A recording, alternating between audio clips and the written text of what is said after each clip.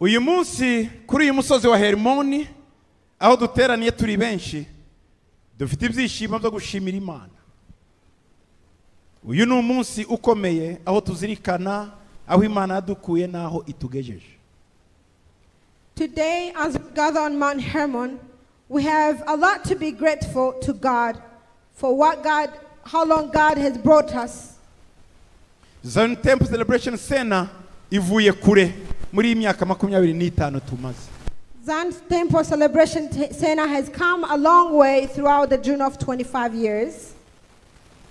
Munyemerere mwese mbifurize yubile n'isabukuru nziza y'imyaka 25. Allow me to wish you a happy jubilee and anniversary of our 25th years. Amen. Amen.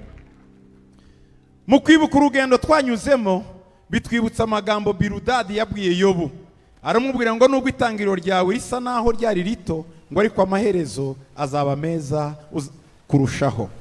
As we are celebrating this journey, it also reminds us the words of Biludad when he spoke to Job, that he said, your beginning will seem humble, so prosperous will your future be. Iyo ni Yobu 8:7. This is Job 8:7. Binyibutsa kandi ijambo Imana yabwiye Zerubabeli binyuze mu kanwa ka Zekariya umuhanuzi, aravuga ngo rega ntawe ukwiye guhinyura imirimo yibanze y'umushinga. Iyo ni Zekariya 4:10 muri Bibiliya ijambo ry'Imana. It also reminds me the word of God that he spoke to Zerubbabel through the mouth of the prophet Zechariah. He said, who dares despise the day of small things? This is Zechariah 4:10. Ibyari inzozi byahindutse impamo. What was a dream become a reality. Ibi budutera kuramya Imana duhuje n'isengesho umwanditsi wa Zaburi yavuze. This enables us to worship God in the Psalms. Zaburi 145:3 ngo Uwiteka arakomeye no gushimwa cyane, gukomera kwe ndikurondoreka. Abigihe bazashimira bikindi gihe imirimo yawe, bababwire iby'imbaraga wakoze. Nzavuga ubwiza bw'icyubahiro cyo gukomera kwawe n'imirimo itangaza wakoze. Psalms 145:3-5. Great is the Lord, the greatly to be praised, and his gentleness is unsearchable. One generation shall commend your works to another, and shall declare your mighty acts. On the glorious splendor of your majesty, and on your wondrous works I will meditate. Mu myaka 25 ishize dufite ibintu byinshi cyane twanyuzemo byatumye duhamya neza ko Uwiteka akomeye kandi ari wo gushimwa cyane, gukomera kwe ndikurondoreka.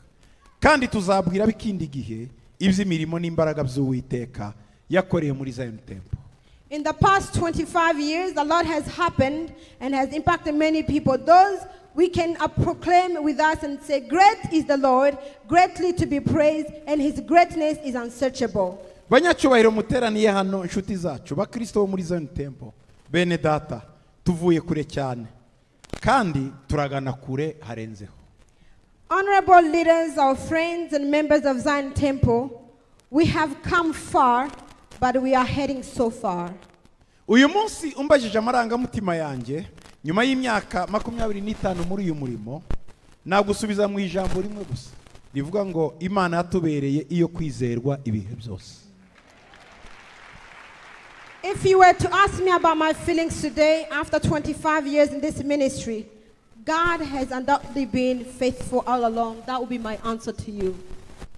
Kuko ni Imana yo kwizerwa mu misozi no mu mataba. Because he is faithful on the mountains and in the valley. Ni Imana yo kwizerwa mu marira no mu bitwenge. He is faithful in tears and laughter. Ni Imana yo kwizerwa mu gahinda no mu birori. He is faithful in joy and sorrow. Ni Imana yo kwizerwa mu gucishwa bugufi no mu gukomera. He is faithful in times of humility and elevation. Ni Imana yo kwizerwa ku bato no ku bakuze. He is faithful to young and old. Bavandimwe, Brethren, nageze mu Rwanda bwa mbere tariki ya mbere ukwakira ariko kwezi kwa 10 1995. I reached Rwanda on October 1st in 1995. Icyo gihe nari umusore mfite imyaka 24. I was a young man of age 24. Nari nyangiye nyine muri iki gihugu nta muntu nkizimo. I came to this nation without knowing anyone in it. Nari nkurikiye gusa ijwi ryambuye ngo genda mu Rwanda. I was just following a guiding voice that told me to go to Rwanda. byari ibihe bigoye muri iki gihugu, It was the darkest era in this nation, ariko numvira Imana nitaba umuhamagaro wo gutangira Zion Temple. but I responded to the calling of God to start the Zion Temple. Hari nyuma gato ya jenoside yakorewe abatutsi, kandi bisebe intimba no kwiheba byari byinshi mu mitima ya benshi. It was right after the darkest, which was caused by the genocide against Tutsi, and people were in a great despair. Wabwirizaga urukundo rw'Imana, abantu bakakubazaho Imana y'urukundo yari iri igihe imiryango yabo yashiraga. When one preached of love of God, people asked where God of love was when their families were massacred.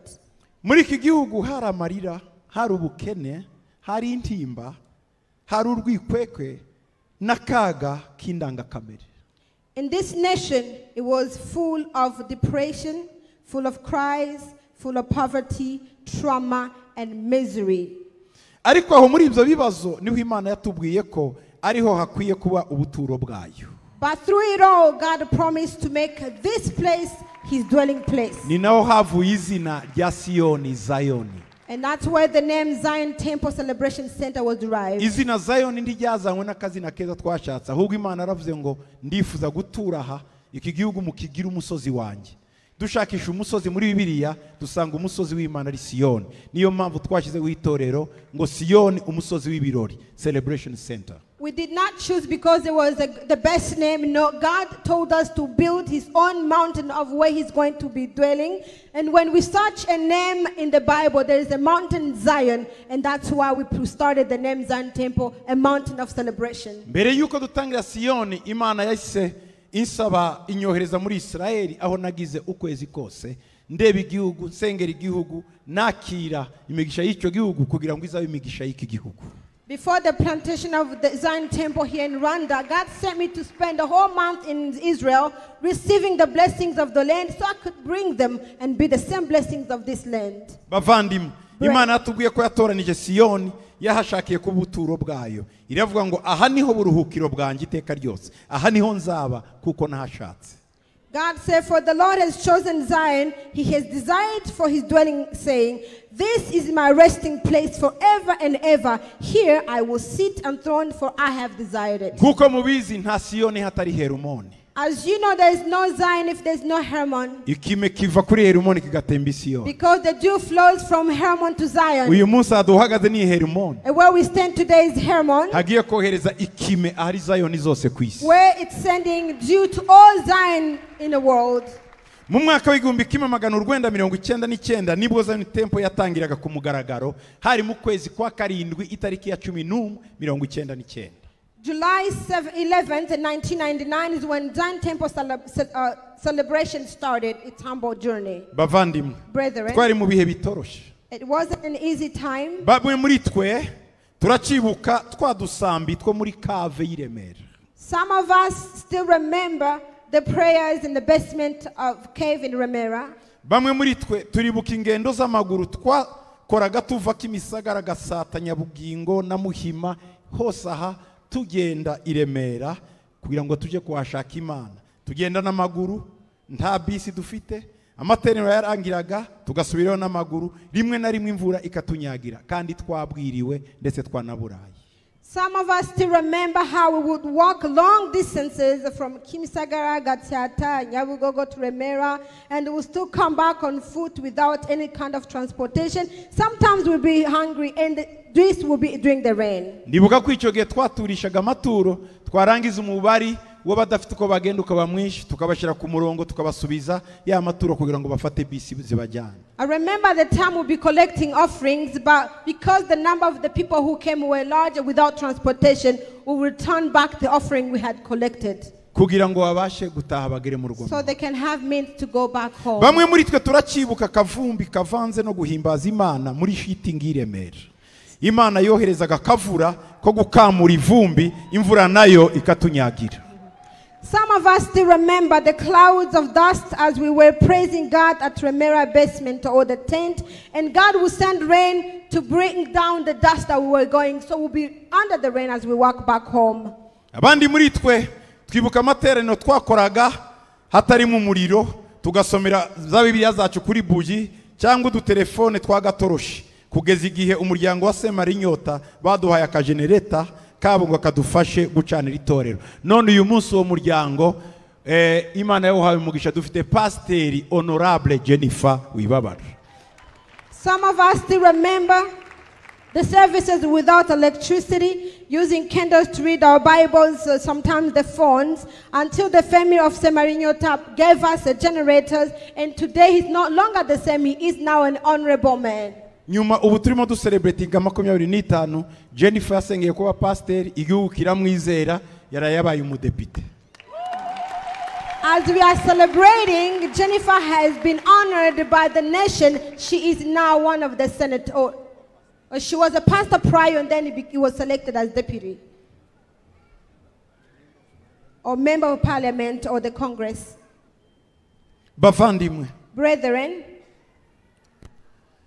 tuvuze ibihe twaciyemo byose igihe cyaturengana. We don't have time to testify all that we have gone through. Twari abana bato. We were still young, bataragira ubumenyi, with no experience, badafite inararibonye, with no knowledge or experience, ihagije, enough experience, uretse ibyo twigiye ku babyeyi bacu, beside what we learned from our parents. Twasaga ngaho ntacyo twagiraga, ariko kandi twari dufite byose kuko twari dufite Imana n'ijambo ryayo. Though it looked like we had nothing, we had all because we had God and His Word. Uyu munsi Zion Temple mbabwiye yo ku Gasambi yarakuze. Muri uyu mwaka turimo wa 2024 dufite amaparuwase 135, arimo abakristo basaga ibihumbi 20 bicara, hafi miliyoni dukurikira online, kandi twashoje imizi mu bihugu 21. Ibyo byose byakozwe mu myaka 25 ishize. Today the Zion Temple on the map has grown. This very day in 2024, we have 135 parishes with over 20,000 members in 21 countries. All has been accomplished in 25 years. Turavuga nkuko Zaburi 118:23 ivuga ngo ibyo byavuye ku Uwiteka kandi ni bitangaza mu maso yacu. We can proclaim, like the psalmist says of 118:23, that the Lord has done this and it's marvelous in our eyes. Mu myaka 25 ishize twamamaje ubutumwa bwa Kristo ku bantu b'ingeri zitandukanye. Over the past 25 years, we have preached gospel of Christ to variety of people. Ubutumwa twavuze ku bagabo n'abagore, ku bakire n'abakene, ku birabura n'abera, ku barebare n'abagufi, ku banyamugi n'abanyacyaro, ku bato n'abakuze, ku bayobozi n'abayoborwa, ku bazima n'abarwayi. We preach to men and women, rich and poor, black and Caucasian, short and tall, villagers and townsmen, young and old, leaders and followers, healthy and sick. Bose babwiye ubutumwa bwiza bw'ubwami kandi benshi muri bo barizera. They all heard the good news and most of them believed. Sibyo gusa hari ubuzima bwahinduwe. It's not all, there were life transformation. Kuva mu itangira rya Zion Temple twamye turi itorero rishishikarira ko ubuzima bw'abakristo bugomba kuba bwiza. Since its beginning of Zion Temple thrive to improve and transform people's lives. Twababwiye gusubira mu mashuri bari baracikije. We encourage those who have given up on education to go back. Tubwira abantu badafite imiryango kugira imiryango. Those who did not have families to get families. Turabegera bagira ababyeyi mu mwuka. They had us as a spiritual parents. Imana igenda ikora ibitangaza. And God moved on doing Ariko reka miracles. mbasangize gusa kuri ubu buhamya bukeya. But let me share with you this testimony. Uyu mubyeyi twahinduye izina twise Mama Soso. A woman we called Mama Soso. Yakorewe ibyamfura mbi mu bihe by'akaga igihugu cyacu cyanyuzemo kandi yicirwa na bamwe mu bana be. Ntiyibwiraga ko yagira imbaraga zo gukizwa, akaniyunga n'abamugiriye nabi, ndetse akaniteza imbere ku buryo yabashaga kwiyubakira inzu nziza nk'iyo afite. Uyu munsi n'umwe mu bacuruzi kandi w'abakristo beza dufite. Gukira ibikomere no gutera imbere kwe abikesha byinshi, ariko harimo n'inyigisho yumviye muri Zion Temple. After genocide, this Mama Soso was raped and some of her children were murdered. She never thought that she would ever be reconciled with God as well as those who oppressed her. Neither did she think that she would ever be healed, prosper, and be able to own the kind of a house she has today. But she is one of the business people we have, and she owes all that to the transforming teachings through Africa. Naho Freddy yavutse nyuma ya genocide, yashutswe n'urungano maze ahemukira ababyeyi be aja mu biyobyabwenge yibwiraga ko azaba umusitari w'umunywarumogi. Uyu munsi Freddy yarakijijwe yarabohotse ari gukora muri imwe mu mahoteli akomeye hano Kigali kandi n'umwe mu bavuga butumwa beza mu Rwanda. Uwashakaga kuba Tupac w'umunyarwanda ubu yifuza gusa na Yesu. Freddy was born after the genocide, but due to bad company, he rebelled against his parents. He aspired to be an icon of fame and drug use. Today, he is saved and free. He is now working in one of the hotels in Kigali. He is one of the best evangelists in Rwanda. He who wanted to become the Tupac of Rwanda now strives to look like Jesus. Uyu twise Maria we yabaye mu buraya kubera agahinda no kwirera n'ubuzima bw'ubupfubyi. Yaje muri Zayoni aje kwiba telefone z'abasengaga ahahurira n'ijambo rizima. None Maria yarize, yarubatse kandi yakize ibikomeri n'ingeso zindi mbi. Uyu munsi Maria ayobora umwe mu miryango yacu 12 muri Zion Temple. The woman we called Mary, she took path of prostitution because of her pain and life of orphanage she went through. She never thought she would ever continue her education. She came to Zion Temple with intention of stealing funds. However, she was struck by authentic word. Mary is now a graduate who got married, healed, delivered from the old ways. She is now one of the leaders of our home sales in Zion Temple. Navugiki. Gize ngo mbabwira amakuru ya ba Musafiri na Bantwari na ba Mukaneza na ba Jean Paul Mahoko n'abandi bagenzi babo bafashe intwaro bakaja gutabara u Rwanda mu rugamba rwo kwibohoza. Uyu munsi n'abakozi b'Imana n'abashumba dukorana muri uyu murimo umunsi ku wundi. There is more to say. God has protected people like Robert Musafiri, Mukeza, Ntwari, Mukaneza, and their fellows as they embark on the combat for free Rwanda. They are now safe, educated, and they are pastors. Bavandimwe hari ubuhamya bwo kwaguka dufite. Brethren, we have many expansion of testimony. Uyu munsi mufite ubuhamya bw'ubuzima bwanyu bwahinduwe n'ijambo ry'Imana. Aha mwari kwiye ku musozi Siyoni.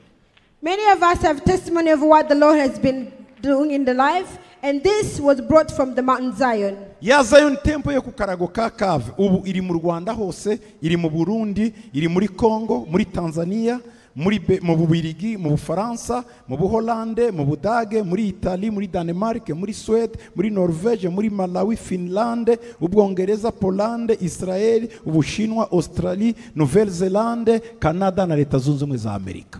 The same Zion Temple that came from Cave, it is now working in different countries and continents in Rwanda, Burundi, Congo, Tanzania, Belgium, France, Netherlands, Germany, Italy, Denmark, Sweden, Norway, Malawi, Finland, United Kingdom, Poland, Israel, China, Australia, US, and Canada. Sibyo gusa hari n'andi matorero menshi mu Rwanda no hanze adashamikiye kuri Zion Temple ariko aho abashumba bayo barererwa munsi ya Zion Temple. Bamwe turabazi abandi nitubazi ariko twese turabasaruzi mu murima wa data. There are also many non-Zion Temple churches in Rwanda and abroad whose pastors were nurtured in Zion Temple, some of which we know and others we may not be aware of, but we all harvesters in the land of our Father. Inyigisho zacu our teachings zahinduye abantu benshi have transformed haba many kuri radio, kuri televiziyo no kubazumva. Through radio, through television, and every other platform where they listen. Umunsi umwe nari mu muhanda. One day I was on the road. Telefonwa n'umuntu. I got called by a person. Arambwira ngo nge ndi umuyisilamu ukomeye. And he said, I am one of a great Islam. Ngo ndumwe uji Maka. I am one of those people who go to Makkah. Ngo ngize iminsi ndumva radio authentique habaye iki. It's been a while since there's no authentic radio. What happened? Ico gihe twayitaga authentique. We used to call it radio. Ndamubwira ko yagize ikibazo kuri Jari. I told him there is some technical issues. Arambwira ngo umbwire amafaranga mukeneye nyabohereze bati sinshobora kurara ntumvije authentique. The person said, tell me the money needed, I will pay because I cannot bear to spend a day without authentic radio. Uwo ni umushehe. That was a sheikh. Abisilamu barakurikira. Muslims follow. Abakatolike barakurikira. Catholic follow. Abaprotesta barakurikira. Protestants follow. Aba ate batemera Imana bakurikira radio authentique. Atheists, they follow a radio authentic. Benshi baranyandikiye. Many have written ngo to nubwo me. tutizera Imana twizera ibyo uvuga kandi bikadufasha. They said, although we do not believe in God, we believe in what you say and we are blessed through it. Kandi abo ngabo nabigishwa bibanga kuko niyo twakoze igiterane tubona kuri konte bohereje amafaranga ariko ntibavuga bari. I may say those are disciples in secret. Sometimes where we are in need of finances, they support us, but they are anonymous. Bavandimwe, Brethren, Zion Temple Imana yikoresheje ibintu bikomeye. God has used Zion Temple to do great things. Intego y'Imana mu kuduha itoro rya Zion Temple yari no kuzakangura umugabane wacu wa Afrika ukagendera ku bitekerezo by'Imana.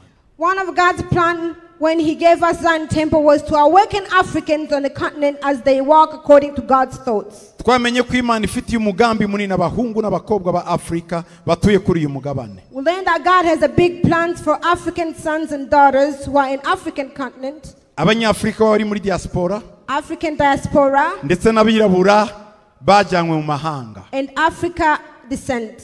hamwe no kuyoborwa n'Umwuka Wera. With the guidance of the Holy Spirit, Twatangije Afrika Haguruka igamije kuzana impinduka zifuzwa n'Imana ku mugabane wacu. we launched Africa Arise and Shine to bring godly transformative change in our continent. Nta hantu namwe twari twarigeze twumva abantu bakora igiterane cyitirirwa umugabane n'igihugu. We had never seen or heard people hosting such conference on the behalf of the name of the country or even the continent. Aho twabaye nko muri Kenya, Where we have lived in aho Kenya, twabaye muri Congo, where we lived in ibiterane Congo, byose byavugaga ijambo rimwe. all the conferences had Ngwino said, wakira ibitangaza. come and receive your Ngwino miracle, wakira agakiza. come and receive Imana salvation. itubuye ngo muze mukora igiterane kuvuga ngo Afrika Haguruka, twibajije niba atari inzaduka zije. So when God told us to start the conference Africa Arise, we wondered what was coming. Tugitangiza ubwa mbere, When we first started it, nakiriye inzandiko zigera ku 100 zari zorejwe n'abanyamuka wa Pentecote barambwira ngo ndimo ndajyana abantu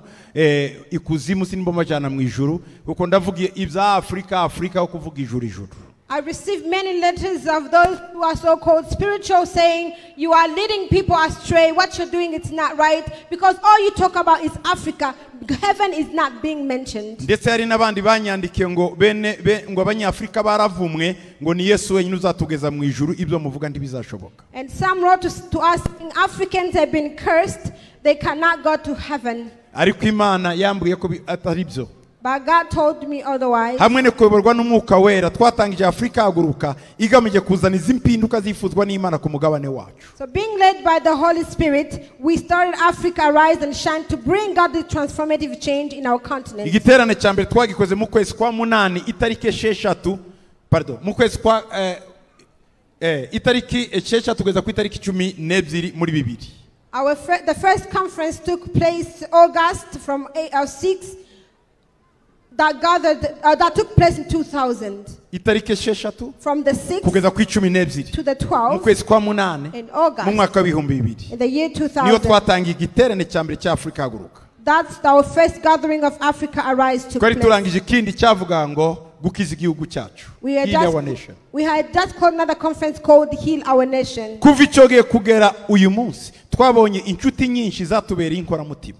Since then until now, we have gained friends who are faithful and they became allies. Afrika Haguruka yabaye umwanya wo kwibutsa abanyafrika ko ubukene bwa karande atari isezerano kandi ko gutera imbere kwacu kutazava mu mahanga, ntabwo ari Ubwongereza, ntabwo ari Ubufaransa, Ubudage, Portugal, Espagne, Amerika, Uburusiya, mu Barabu cyangwa mu Bushinwa. Africa Arise served as an opportunity to remind Africans that poverty is not our heritage and that our prosperity will not come from England, France, Germany, Portugal, Spain, America, Russia, Arabs, or even China. Gutera imbere kwa Afrika kuzava ku Mana. Africa's prosperity will certainly come from God. Kuko turi abana bayo. Because we are his offspring. Hamwe n'Imana tuzakora iby'ubutwari. With God we shall do great things. Afrika Haguruka Africa Arise yabwirijwemo n'abarenga abantu 200 had over 200 speakers b'abayobozi bubashwe ku isi hose, who are global honorable leaders. twigishwe n'abarimu ba za kaminuza, We were taught by university professors, n'abacuruzi bakomeye, great business people, n'abashumba b'inyangamugayo, great faithful pastors, n'abandi bakozi b'Imana benshi badushigikiye. and many other great men of God who Abo supported bose us. baciye kuri uruhimbi babwira Afrika. All of them stood here speaking to Africa. mu myaka 25 tumaze kandi twanahuye n'abaSanibalati n'abageshemu n'abatobiya. Again, in the past 25 years, we also met Sanballat, Geshem, and Tobiah. Sinavuga ko barangiye na n'uyu munsi baracyahari n'ubu ndimo mvuga abaSanibalati barahari n'abatobiya. I'm not saying we no longer have them. Even today, we still have Sanballat and Tobias and Geshem. Twarasebejwe cyane. We have been insulted. By'umwihariko nje naratutswe. Particularly, I have been insulted. Naciwe intege. I was discouraged. Naragambaniwe. I was betrayed. N'ibindi byinshi. And so on. Ariko mwaransengeye. But you prayed for me. Mwaranshigikiye n'umuryango wanjye. You supported me and my family. Mubera amaso uyu murimo. You kept watch for the Dukomeza ministry. intumbero. You kept advance on the mission. Dufite uyu munsi tudacogoye. Until today without stopping. Ndagira ngo munyemerere mbashimire cyane. Please allow me to thank you so Hamwe much n'umuryango wanjye. with my family. Iyo bitaza kuba mwebwe. If it wasn't for you, Simba nkiri hano. I wouldn't be standing Genda mba here. narapfuye. Maybe I would be dead, Cyangwa naragiye. or I've been gone somewhere, Cyangwa naravuye mu byo kwizera. or maybe I would be no longer in the faithful Ariko thing. kubera gushigikira umurimo. But because of your support No for the ministry, kunshigikira. in supporting me, Twese tugeje imyaka 25. here we are celebrating our 25th year. Abo twabanye ku karago. Those who are with me on the Kugeza n'uyu munsi mount, tukiri kumwe until nabo. today you are still here. Tuzagira umwanya wo kugenda tubivuga iki We cyumwe. will have time to give details throughout the week. Bavandimwe, Brethren, twazanye revolution muri iki gihugu. we brought revolution in the nation. Iby'imisozi kuva iby'imisozi nitwe twabizanye ubwa mbere. We brought the spheres. Kuko ntabwo abanyarwanda bari barumvise ko umuntu yaba muri politike ngo akorere Imana, yaba mu bucuruzi ngo akorere Imana. Nitwe twabizanye. Niba mubizi neza ko muri abahamya mwazamura amaboko. Because the people did not know that you can be in politics but serve God, that you can be a business person who honors and serves God. We are the first who initiated, who brought it to light. Ikindi kumva ko abantu bataba gusa pasiteri haba n'intumwa nitwe ba mbere babikoze muri iki gihugu. Kandi buri kintu cyose twakorwaga twagiraga ibyumweru n'amezi yo kubitukirwa. Ariko uyu munsi murabyitwa n'abatabihamagariwe bakabyitwa ntawubatuka kuko twabaciriye inzira. And it was the first time that people will learn that there cannot be only pastors, but we can also have apostles. But today, we have apostles who were not even called for, but back then we were insulted for it. Ikindi abantu ntibari bazi ko umuntu yaba umupasiteri akaba dogiteri. None bose babaye abadogiteri. Ibyo nitwe twabizanye aba mbere. And also, they never knew that you can be a pastor and be a doctor. We were the first people who brought that to life. Uyu munsi dufite abakozi b'Imana bose doctor kandi ni doctora zemewe n'Imana n'abantu. Today we have pastors who are also have the title of doctors, and they are acceptable before God and even the people. Bavandimwe, Brethren, muri iyi myaka yose throughout all these years, twaciye mu rugamba. we have gone through Twaciye mu fights. bikomeye. We have gone through Ariko Imana yabanye difficulties, natwe. but God has been Mu on our myaka side. 25 tumaze kandi twanahuye nkuko nari mbivuze n'abaduciye intege. As I said, we have encountered those who discouraged us in the past 25 years. Gusa uyu munsi navuga nka Paul ngo But today I may say like Paul, ngo mu makuba y'impande zose ntidukuka imitima. Mu gushoberwa ntitwiheba. Mu kurenganywa Imana ntiyiduhana. Mu gukubitwa hasi ntidutsindwa rwose. we are hard pressed on every side, but not crushed, perplexed, but not in despair, persecuted, but not abandoned, struck down, but not destroyed. Uyu muryango Zion Temple na ADA na Authentic Word Ministry ndetse n'itsinda ry'iterambere. Zion Temple Celebration Center, Authentic Word Ministry, even ADA, Hari ibyo twagezeho.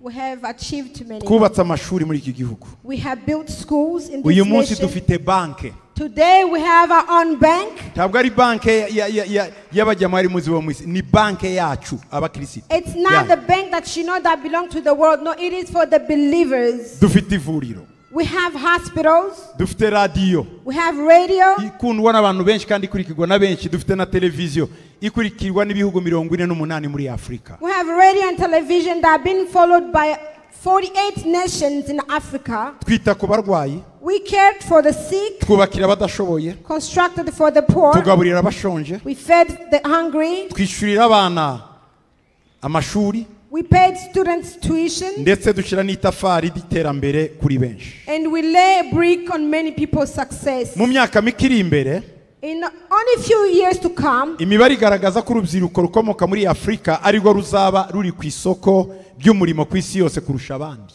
Africa's youth population is projected to be a significant driver of global growth. Mu myaka 25 iri imbere no kuvuga ngo iyi turangije turareba hari imbere. That means in 25 years that are coming, no kuvuga ngo muri 2050 that means around 2050, abaturage ba Afrika bazakabakaba miliyari 2.5.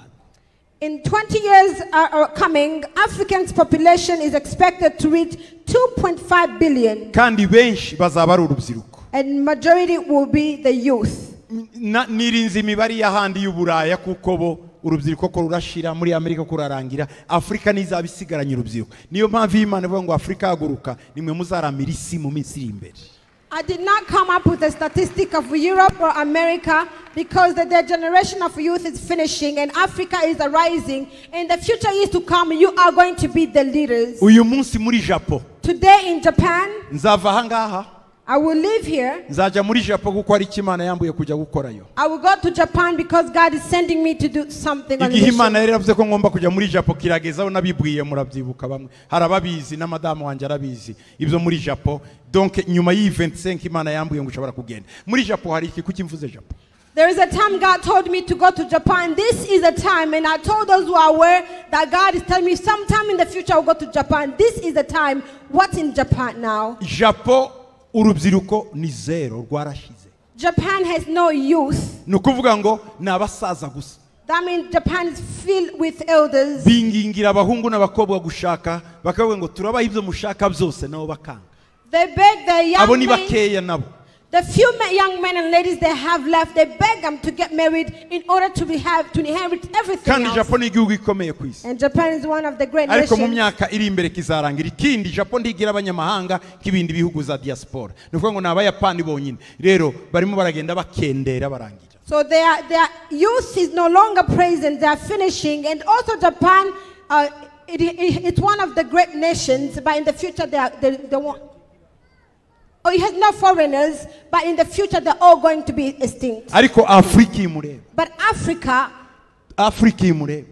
this that you see, nizasigara ari ibyiringiro by'isi. it's going to remain the hope of the world. Ibyiringiro by'isi. The hope of the world. Ibi mvuga. What I'm saying, Abasenga n'abadasenga barabyemeza. the prayers and those who don't believe in God, they confirm it. Abakomeye abakora aba think tank b'isi barabivuga. The think tank, they know that they are aware of what I'm saying. Muri Amerika In the US, ibigo bikomeye bya CIA bikora biprojecta birabivuga. the great organization like CIA, they know what I'm Mu saying. Bwongereza barabizi. In UK, they are aware of what I'm Ububiligi saying. burabizi. Belgium, they know what I'm Ibi ndimo saying. mbabwira barabizi. What I'm speaking Ko to, they Afrika ari know isigaye. that Africa is the only continent that remains. Niyo mpamvu yagize ibyago byinshi. And that's why they've gone through so Indwara much. nka sida, Sickness like indwara nka HIV, za AIDS, Ebola, Ebola, indwara z'inkima, monkey's disease. Donc izi ndwara murimo mumva. Such a disease that you've been hearing. Inkingo zimwe zidasobanutse. A vaccine that you don't understand quite Zimwe easily. izo nizo kugira ngo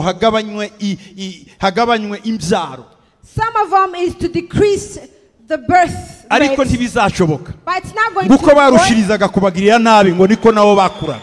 Babaga benshi. the more they praise them, the more they increased. Haracyari byinshi byo gukora tuzafatanya namwe abajene. Ndimo ndabwira urubyiruko. There are still many to work together. I'm speaking to the youth. Haracyari abantu benshi batarakizwa tugomba kubwiriza. There are still many people yet to be healed the Urubyiruko rwa gospel. Afrika haracyari ibihugu bitarumva ubutumwa bwiza tugomba kujya. African youth, there are still many countries that are yet to receive the good news and must be reached. Haracyari amashuri menshi atarubakwa tugomba kubaka. There are many schools that are yet to be built. Turacyafite ikoranabuhanga rihambaye tugomba gukoresha mu by'ubwami. There is advanced technology that is yet to be discovered. Hamwe na for advance of a satellite kingdom. tuzashiraho mu myaka iri imbere. With the satellite that we are going to use in the future Mu gihe years. kiri imbere ari satellite tuzamanika. In few those years, offerings, few Hariya years muri to come, space mu kirere. we will have a satellite in the Izaba air. ifite inshingano yo kuvuga ubutumwa bwa nyuma. Its responsibility is to preach the gospel of the latter days. Using Airtel money. Turacyafite byinshi. We still have much to haracyari ibitaro accomplish. byinshi bitarubakwa, There are many hospitals that are yet to be built. haracyari ibihanda byugarije isi dukwiye kunesha, There are still many giants oppressing the world to be overcome. haracyari abayobozi bagomba gutozwa muri mwebwe, There are many leaders that are yet to be mentored. haracyari imipaka muri Afurika igomba gukurwaho, Afurika igahinduka igihugu kimwe, ukava ukajya muri Misiri nta boda, ukajya muri Azania nta boda, ukajya Ethiopia nta boda. Ibyo biracyahari kandi muzabikuraho, nanjye nzareba. There are still many borders in Africa that got to be removed so you can cross over to Egypt without any issues. You can go to South Africa without any issues, and I will be there as well. Ndizera ko nzabibona. I believe I will be there to witness Abasore it. n'inkumi bacu twizeye ko mutarangaye. We hope that our sons and daughters, you are not Mbibutse stubborn. ko Let me remind you this. Esteri yari imfubyi kandi yari mutoya nkamwe, ariko abasha gukiza abayuda jenoside. Esther was an orphan. She was young like you, but she was able to save the Jews from the genocide. Dawidi yari umwana muto w'umwangavu nkamwe, abasha kwica igihanda Goliath afite imyaka 15. David was a young lad just like you, but he killed the giant Goliath. Gitwaza uyu mureba yari mutoya, yatangiye gukorera Imana afite imyaka 9. Yamubashije kuza muri Zion Temple, uyu munsi ari ku migabane yose. Gitwaza that you see here today was a young man. He started serving God at age 9, but he was able to plant the Zion Temple all over the globe. Nimwe bagitwaza bejo, You are the Gitwaza of tomorrow. nimwamamaze Kristo, Proclaim Jesus maze Christ. mutangire za Zion Honge Konge muri Arabia, muri Cairo, muri Abu Dhabi, muri Mogadishu, ni Pyongyang muri Korea y'Amajyaruguru. Go and proclaim Jesus and plant Zion Temple in Hong Kong, Saudi Arabia, Cairo, Abu Dhabi, Mogadishu, and Pyongyang in China. In Korea, sorry. Twaberetse ko Imana itarabanura ku butoni. We appointed you that God does not favor. Bavandimwe twababuye ko nta kidashobokera uwizeye. And we have showed you that nothing is impossible to the one that believes. Niba Zion Temple yaravuye mu bitagaragara igakwira ku migabane yose, namwe mwitegure muhagurutse Afrika, iby'ubwana mubishire kure, mwirinde ingeso z'ibyaha, mwitoze kuba imitwe, mwe kuba imirizo, mukore cyane, mwige, timurangare, mukoresha amahirwe mufite, mukemura ingorane ziri muri Afrika. If Zion Temple came out of nothing and spread to all over continents, you ought to prepare yourselves, raise Africa, grow, avoid sinful ways, strive to work hard, lead, put effort into your education, and use all opportunities you get to tackle Africa's pressing issues. Bavandimwe, Brethren, sinasoza ndashimiye abantu bose bagize umumaro muri iyi myaka 25 ishize. I cannot conclude without thanking all who played important roles in the past 25 Abubatsi years. umurimo, Those who build this ministry. harimo itafari ryawe, Your brick is harimo in itafari it. ryawe, Your brick is harimo in itafari it. ryawe. Your brick is Si in it. umurimo w'umuntu umwe, It's not a work of one umurimo wa individual, twese. but a work of all. abubatsi umurimo, Those who serve in the Ndabashimiye. ministry, I thank you. abatanze impano n'ubutunzi bwabo, Those who give their talents and wealth, turabashimiye. I thank you.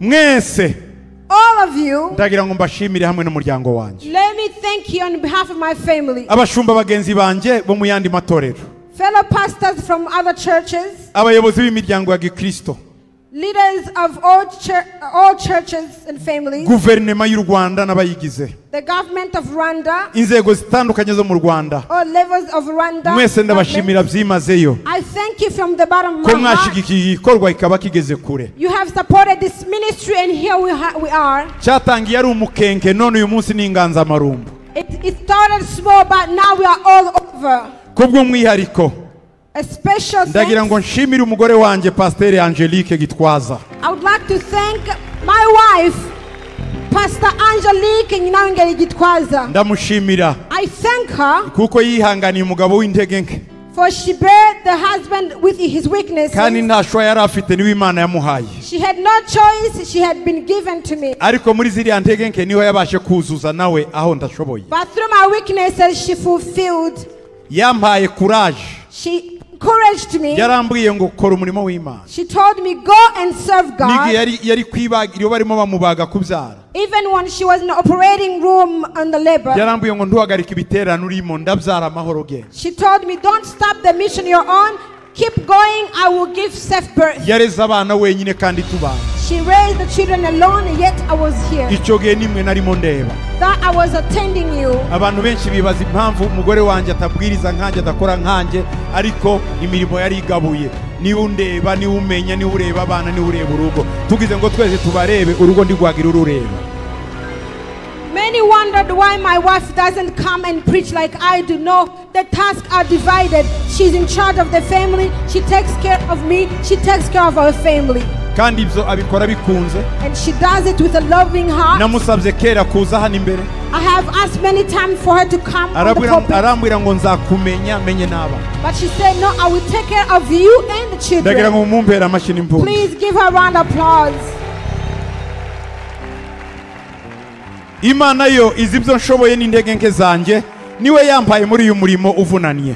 God, knowing my strengths and weaknesses, He gave me to her. Yaransengeye, She prayed for aranyihanganira, me. She bear arashigira with me. cyane She supported hamwe me n'abana bacu. with our children. Elize, Elise, Luka Luke, na Dawudi. and David. Dawidi na Luka David and Luke, bavukiye Michigan they were born in Michigan, muri Amerika. in the U.S. Elize yavukiye mu Bubiligi. Elise was born in Belgium. Elize yavutse adashitse. Elise was born prematurely.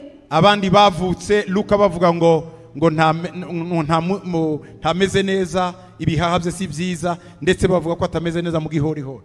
They said Luke had some health issues in his lungs and also in the brain. Ariko abo bana nibo turimo dukorana umurimo Dallas uyu munsi. But today I'm serving the Lord in the ministry in Zion Temple, Dallas. Luke ni ukora muri sound, David akora mu makamera. Luke works with the sound, David works with the video. Abyuka mu gitondo akajya guterura ama instrument ni utegura byose mu rusengero. Luke organizes, he barely actually does all the sound systems. Uwo ni umwana wavutse ndi mu ivuga butumwa. He was born while I was on the mission. None abo nibo barimo bakora uyu But munsi. today they are serving. Ariko ndabishimira mama wabo wabareze. But all these thanks to their mother who raised them. Haba hari abo twatangiranye, aha turi hari abo twatangiranye tumaranye imyaka 25 bagumanye natwe mu ntege nke zacu, igihe babonye dufite intege nke ntibadutaye ahubwo baradutwikiriye. Ndagira ngo mbashimire. Here we are with those whom we started the ministry together for the past 25. They never left us. They stayed us in our weaknesses. They supported us and encouraged Icyiza us. mwamenye. The good thing that you have learned, Mwamenye ko atari umuntu mwakurikiye ahubwo mwakurikiye Imana yamwohereje. you have learned that you did not follow the person, the man, but you follow God who sent him. Bavandimwe, Brethren, ndabashimiye I cyane. thank you so much. Mu mijugujugu y'ibibazo twanyuzemo, Amid the storms of troubles we have gone through, mwakomeje kutubera amaso muri uyu murimo. you kept watching over this ministry. Hari n'abandi baje nyuma y'iyi myaka ngo dufatanye. And some joined after these 25 years. Yewe hari n'abavutse nyuma. And there are those who were born after. Mwese ndabashimiye. But I thank you all Ku mirimo mwakoze niyo murimo mukora. for the works you've been doing up to Bifurije today. umugisha w'Imana. I wish you the blessings from God. Nimugire isabukuru nziza. May you have a good anniversary. Imana ibaha umugisha. May God